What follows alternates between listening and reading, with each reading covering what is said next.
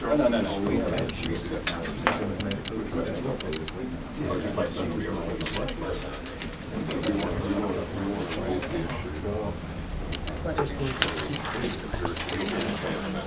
Are we ready? Yeah. I'm ready. I look all right in this camera. First, I want to thank everybody for being here at the Charleston Branch NAACP office here, where we're hosting the Stop the Cuts Fundamental Budget. I'm Dot Scott, president of the branch, and we'll be having others in attendance introduce themselves. But we're here because South Carolina political leadership claims that there is no alternative to further cuts in critical state services. We here today believe the alternative is more revenue through broad and fair tax reform. The money is there, the political will is not. At this juncture, I'll go ahead and have each one of you all. I do want to thank the media for being here first and foremost. Ask everyone who's participating in this press conferences to let them introduce themselves and also introduce the group that you represent today. I'll start off. I'm Brett Bursey, and I'm the director of the South Carolina Progressive Network, which is a 16-year-old statewide coalition of about 60 organizations, many of whom are represented here today, that's been working to represent the interest of the average working person in South Carolina. Shortly after Christmas, we started working with other larger organizations to take a look at the budget and to examine what the political leadership's position is that there's no alternative to further cuts. If you've been paying attention, you realize that South Carolina's budget today, for the debates that are going on for the 2012 budget that will kick in July 1, is over $2 billion less than it was 4 years ago. We have cut already meager services to the bone already. And the budget that we're looking at for 2012, we see will have a devastating effect on the quality of life for all South Carolinians. And our effort is to raise the issue about alternatives. The governor, the president of the Senate, and the Speaker of the House, and the chairman of the House Budget Committee have all said it's unfortunate, but there's no alternative to further cuts. We're informed in our work by the Track Commission's report that was done last December. The Tax Realignment Commission was created by the legislature to study South Carolina's tax structure. Their charge by the legislature was to come up with reforms to taxes that would broaden the base, lower the taxes, and make South Carolina even more business friendly. The Track Commission, however, pointed out in their report that South Carolina already is one of the most business-friendly states in the nation, and that we, as a people, have the lowest individual tax burden of any citizens in the United States. So we want to point out that in terms of being more business-friendly, there is nowhere else to go. That we believe that business-friendly means having a vital and viable infrastructure, arts and culture, education, health care. Those are the things that will bring good jobs to South Carolina. And we're going to introduce some of the supporters that we have, and we'll all be around to take questions afterwards. Thank you. Let's hear from Ken Riley, the Vice President of the State AFL-CIO. Known better locally is Kenny, the President of the ILA. Thank you. We're standing here this afternoon in solidarity with all of our constituencies, our friends, to call for a moral budget in South Carolina. I don't need to reiterate all the things that Brett Bursey have just said, but we represent the middle class, the working people, and retirees. We all feel the impact of what's being imposed upon us by the governor and by our General Assembly. So we are here to join our voices with everyone else in our communities about this budget that we feel is morally wrong.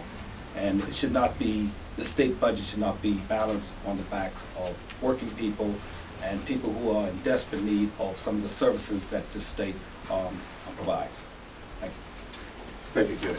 I do want to point out that the Track Commission, now these are not my documents. These are not documents from some social justice group. This is a document that was composed by 12 wealthy white business people in South Carolina that were appointed by the legislature to review South Carolina's tax structure.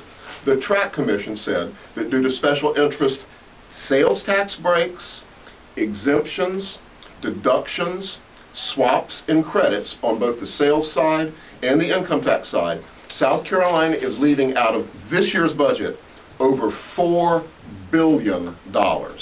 So the issue for the governor to consider isn't raising taxes, it's addressing the special interest tax breaks that are written into the tax code. We're next going to hear from Rick Sigwall from the South Carolina State Employees Association. Rick? Good afternoon. I'm here to show my support for all of these here in this room, all these organizations. And one of the things that I represent in the Charleston area is the state retirees. And one of the things that just now came to my attention was that there was a Senate Bill 531 that could go into effect by June of 2012, which would eliminate two of the supporting arms of our retirement system. Our retirement system is not broken. It doesn't need to be fixed, obviously. They want to go from a defined benefits program to a defined contribution program where the employee would not contribute and the employer would not contribute to a trust fund, and they would eliminate that trust fund and actually have everything tied to the stock market. And that, as we've seen in the past, can be devastating. The average state retiree right now makes around $19,000 a year. That's average. That means a lot more or less than that. And if you start taking that and cutting Social Security along with that, you've got financial devastation. Thank you. Thank you, Rick. Next, going to hear from Pat Veritas. I hope I'm saying it close to correct. It's close. And Pat is representing the South Carolina HIV/AIDS Task Force and is one of the first forces in South Carolina to organize and educate people about the threats and dangers and things that we need to do about HIV/AIDS. Pat? Thank you very much. Several weeks ago, we carried to the legislature the results of a Harvard Policy Commission study called the SHARP Report. It's the State Healthcare Access Research Project. As you know, South Carolina has a very, very high incidence of HIV and AIDS. There's 15,000 people in South Carolina living with this disease, and there are probably many others who are infected that do not know that they have this infection. Over the years, I was privileged to care for persons with HIV and AIDS, and I know how important access to care is, how important that people would be diagnosed early before they become sick, how important it is to keep people with HIV and AIDS healthy so they do not become disabled and become a liability in our state. What we are encouraging through this report is that funding be restored for the FAITH Project. The FAITH Project is encouraging churches to become involved in accessing diagnosis and care and prevention of HIV infection in their communities. Also, the study recommends access to appropriate care and increased access to life-supporting medications, which are virtually, in some cases, a cure for HIV and certainly a prevention for more infection. There are currently 400 people, more or less, in South Carolina waiting access to the AIDS Drug Assistance Program. We are asking the legislature to increase funding for this program so that people may have access to care and continue to work and be productive. Also, we're asking the legislature to inform the Comprehensive Health Education Act of 1988 so that young people may have more access to medically actual sexual health and prevention of STDs and HIV. Lastly, we would like to increase the access to quality health care and support services. We know at this point that very often there's lack of access to care, particularly in rural areas where transportation is lacking, where medical needs are lacking also. In summary, we would like the legislature to review this budget to increase funding for HIV and these other services. In other words, to give us a moral budget without further cuts. Thank you. Thank you for that.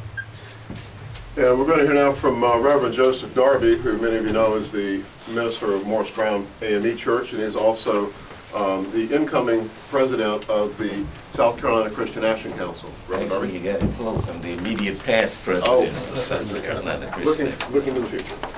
Christian Action Council represents 16 member denominations in South Carolina. We are the preeminent, I think, ecumenical group in South Carolina, and our executive board and most of those denominations recently signed on to a statement indicating that we believe that a budget is a moral document, emphasizing the fact that every major world religion calls for decent treatment of the most vulnerable among us, and that it is an imperative, particularly in a state where even a constitution in 1895 that was meant to codify segregation still talked about the welfare of all people.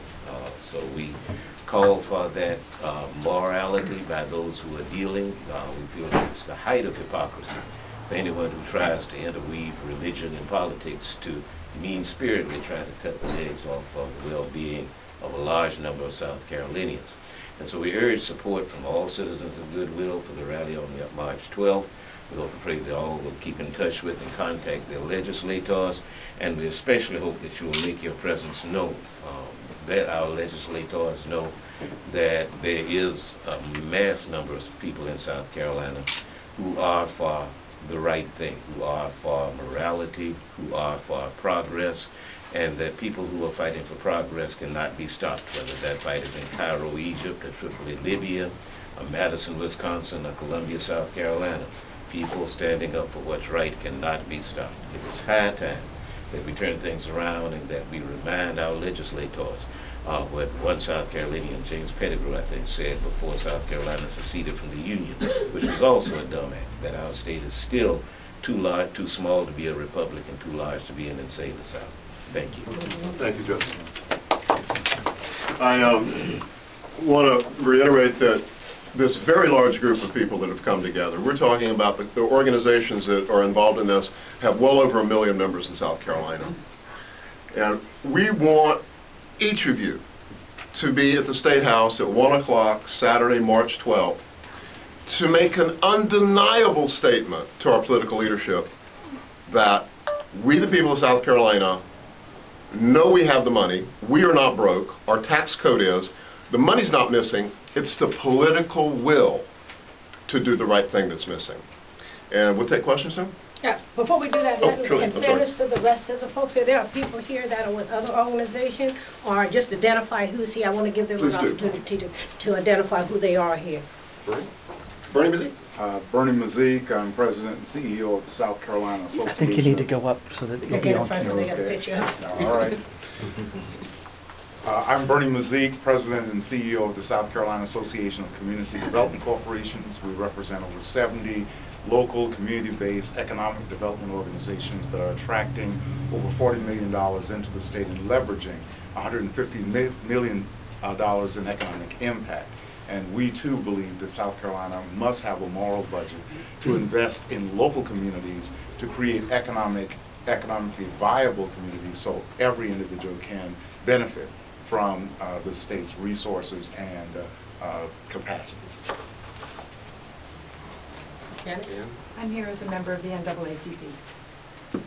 I'm here as a member of the NAACP. I'm here as a member of the NAACP. Okay. We got everybody. So, I'm here as a member of the Retired Longshoremen Association. I'm with the local branch of the NAACP. Anything else to say? We take some questions. we'll take some questions. What's your definition of a moral budget? My definition of a moral budget is a budget that's fair to all of the people. Some of the points that Ms. Burke mentioned in terms of making sure that every citizen in South Carolina, we are spending the funds, our taxes, that we're using those things to make life, a quality of life better in South Carolina. And when as many tax breaks are going to business and special interests, I think that's moral. It's moral, immoral. What do you say, are you saying that the lawmakers have just kind of ignored the track commission? What? Kind of, Excuse me. is that We're not saying that the lawmakers are ignoring the track commission. The lawmakers are saying they're ignoring the track commission. In a budget briefing early this session in January, the lawmakers themselves said, we are not going to consider the track commission's report in discussions of a budget for 2012.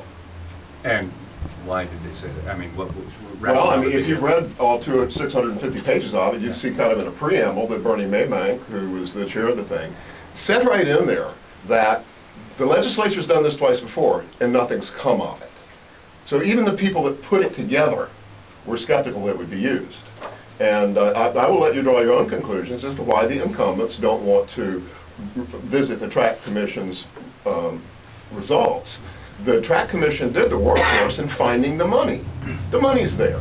And as you burrow down into it in response to what is a moral budget, a moral budget makes the people that are writing the budget consider the pluses and the minuses. We're looking at just the expenditures. We are, the legislature, is looking at the expenditures. They've got to find more money. So they decided they're going to have to cut DSS's budget. And they found $25 million at DSS by reducing the nation's already lowest temporary aid to needy family payments for a mother with 2 children from $270 to $216. It was already the nation's lowest. At the same time, Track Commission will not look at the tax breaks, one of which everyone's familiar with is a $300 cap on luxury cars. That $300 cap also applies to jet airplanes. That also applies to the yachts in the Charleston Harbor. It also applies to mobile homes and manufactured housing. That alone cost us this year $122 million. When you've got babies that can't eat and people that can't get medicine, and you're giving away money to special interest, that's the moral question we're talking about. Brett, William Hamilton, Daily Kos. Brett, you've been at this for 40 years. You were campaigning against the Vietnam War in the 1970s. You've seen a lot of rallies, a lot of things happen, and you've been watching what's been happening in Madison, Wisconsin. Is this year important? Is now an important time for South Carolina? Jack, you're correct in pointing out that it's been a long time, but that what I'm excited about is people being excited. I've been speaking at meetings across the state, and we expect 10 people, there's 50. And they're fired up. In part, it's because the opportunity to challenge the status quo that has held South Carolina in check for the 40 years that I've been doing the work that I've been doing. South Carolina has been competing with third world countries. We have a history of suppressing wages, suppressing unions, having really bad education that keeps people stupid so they can't get better jobs, so we could recruit the industries that are fleeing from the north on the way to Honduras. Don't forget suppressing voting, too. Don't forget suppressing voting. And suppressing voting. We have in South Carolina, more people are voting than are voting because they don't think it does any good. But what I'm feeling this time is the necessity to do something.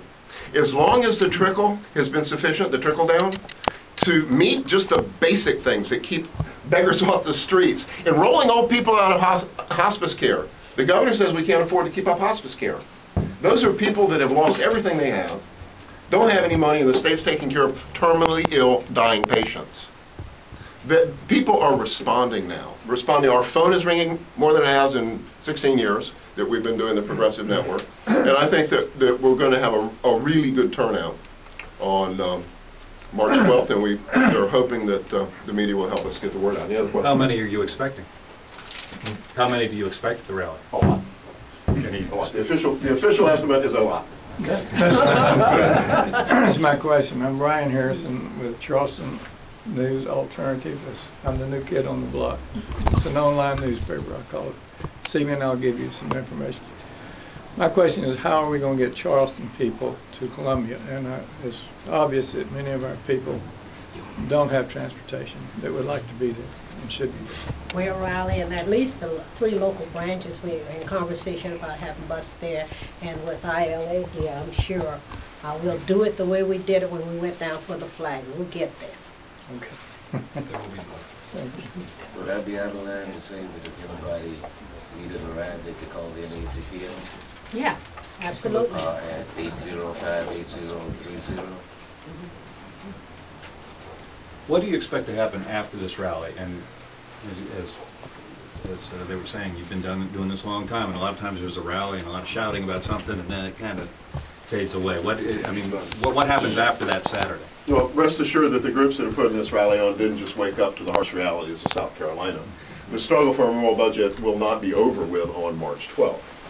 We're hoping to raise the issue to a point that it's undeniable that there is an alternative. If we can get to that point, where we've got actually Dan Cooper, the budget writer for the House, and Senator Leatherman, the chairman of the Senate Finance Committee, have both said in the last couple of weeks. Leatherman said, maybe we'll have to raise more revenue. And Cooper said, well, we're not going to have more taxes, and I don't think we can go after sales tax exemptions. I take that as progress. Now, the governor and the majority party of the legislature is going to have to hear from the people that, excuse me, it's about time that we looked at some of these special interest exemptions. We'll forgive you if you take away the special interest exemptions for some of these things like the expensive cars. There's one that I think is particularly illustrative to the argument. The governor said we can't afford ETV. We can't afford educational radio and television. It's one of the best systems in the nation. Costs $9 million a year. And if you burrow down in the tax code, you'll find under manufacturers' sales tax exemptions, the commercial TV stations, Channel 5, Channel 2, and the other channels, y'all didn't pay sales tax last year. You didn't pay sales tax on the cameras. You didn't pay sales tax on the hairdryers you use. And you know how much money the profit-making television industry saved in South Carolina last year? $9.2 million. So the decision for the citizens and the decision for the governor is the alternative. Do we do away with public radio and television, or is it so important to subsidize commercial for-profit radio and broadcasting is to keep this special tax exemption there? Those are the type of decisions we see raised. Can I add something to that, too? As one who leads a congregation where we worship once a week, but the real work is done during the day. I expect we'll have a glorious rally, but following that rally, the work will be in continuing to contact our elected officials. The work will be in continuing to make phone calls and do emails to keep an awareness that not everybody in South Carolina goes with the idea of doing an amoral budget. People tend these days to trumpet what the people want. All of the folks around here represent people too. And so I think there'll be the effort to keep that pressure on. And while most of the groups that are gathered here cannot endorse candidates, we can educate candidates as to votes that politicians have taken. So please understand that a lot of us will be just like Santa Claus. We'll be making a list, we'll be checking it twice, and we'll find out who's been naughty and nice. The Charleston County Democratic Party has already chartered a biodiesel-powered bus. Not only will Charleston Democrats be going to Columbia on a 41-passenger bus, they will be doing it with a zero-carbon imprint. How many, you have a couple of the organizations listed here. How many total organizations? Do you have a firm figure on that at this point? Last time we counted was last week, and it was over 70. 70. And you say they have... But I mean, how do you count the Christian Action Council with 4,000 congregations? That's the reason I pause, is that the number has exceeded my capacity to recall it. 70, but about 70 organizations. Yes. And representing 1 million South Carolinians, a quarter of the state's population? The Christian Action Council represents nearly 1 million. Mm-hmm. The AFL-CIO is representing about 130,000 active and retired individuals, and you go down the list and we're well over 1 million people. And I would like if you and the media before they leave to slip me a business card so we know who's here, and we'll send you some follow-up information. Any other questions? Well, thank you so much for coming. Let's give them a hand.